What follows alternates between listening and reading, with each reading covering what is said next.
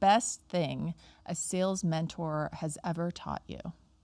The best thing a sales mentor has ever taught me is you're not a freaking mind reader, okay? You are not a mind reader.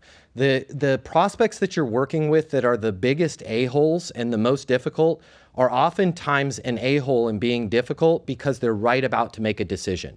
And the people that are the nicest and they're just everything is exciting and they're really excited and they're going to do this deal, oftentimes those are people that have no intentions of doing the deal, right? Either way, stop trying to read somebody's mind and follow a process. If the person is grouchy, follow the process. If the person is like, we're ready to go, we want to sign up for this, follow the process. Figure out why they want to sign up for that. Monetize the deal.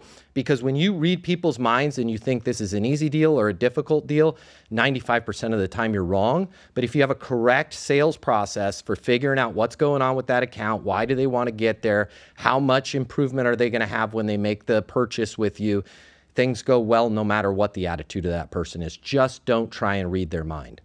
I will teach you how to close right now, but not right here. We've got a course on Easton University. It's normally $300.